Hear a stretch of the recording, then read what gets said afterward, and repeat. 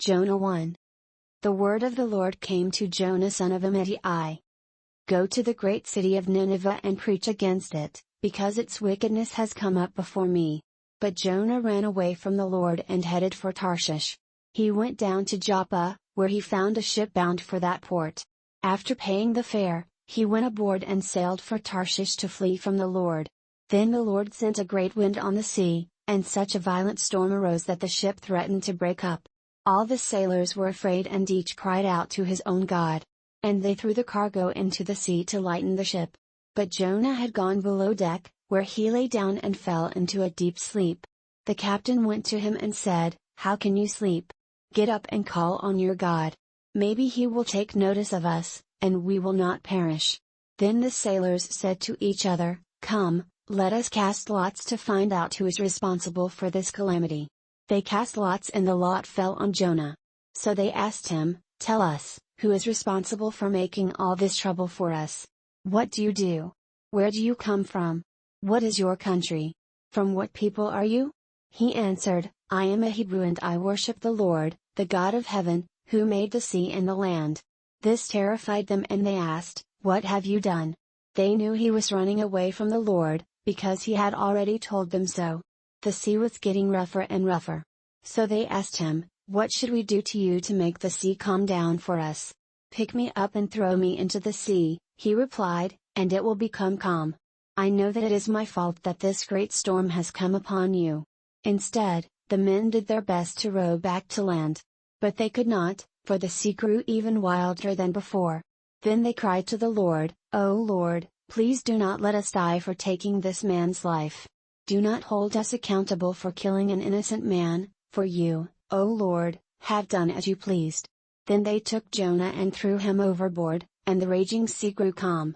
At this the men greatly feared the Lord, and they offered a sacrifice to the Lord and made vows to him.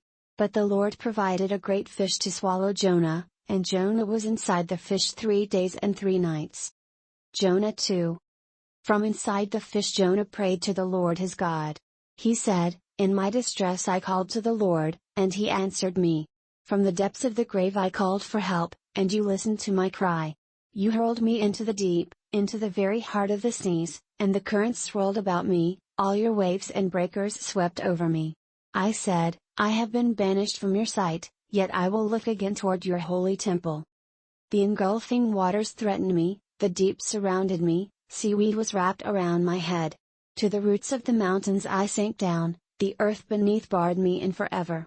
But you brought my life up from the pit, O Lord my God. When my life was ebbing away, I remembered you, Lord, and my prayer rose to you, to your holy temple.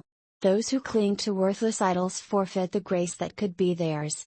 But I, with a song of thanksgiving, will sacrifice to you. What I have vowed I will make good. Salvation comes from the Lord." And the Lord commanded the fish, and it vomited Jonah onto dry land. Jonah 3. Then the word of the Lord came to Jonah a second time. "Go to the great city of Nineveh and proclaim to it the message I give you." Jonah obeyed the word of the Lord and went to Nineveh. Now Nineveh was a very important city. A visit required 3 days. On the first day, Jonah started into the city.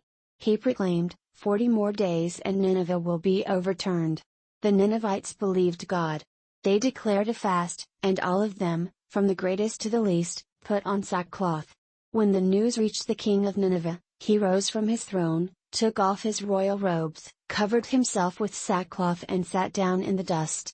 Then he issued a proclamation in Nineveh, by the decree of the king and his nobles, "Do not let any man or beast, herd or flock, taste anything, do not let them eat or drink.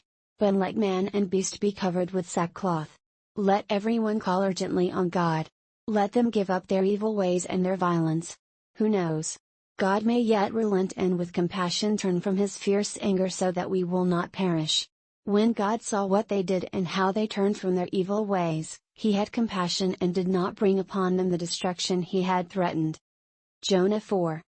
But Jonah was greatly displeased and became angry. He prayed to the Lord, "O Lord, is this not what I said when I was still at home? That is why I was so quick to flee to Tarshish.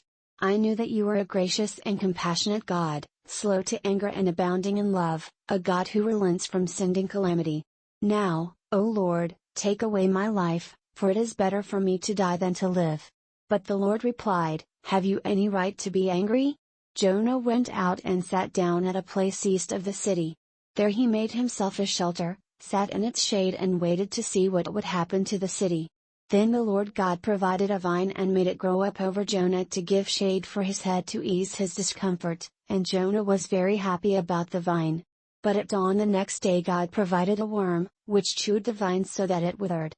When the sun rose, God provided a scorching east wind, and the sun blazed on Jonah's head so that he grew faint.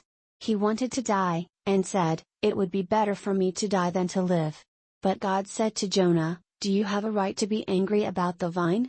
"I do," he said. "I am angry enough to die." But the Lord said, "You have been concerned about this vine, though you did not tend it or make it grow. It sprang up overnight and died overnight.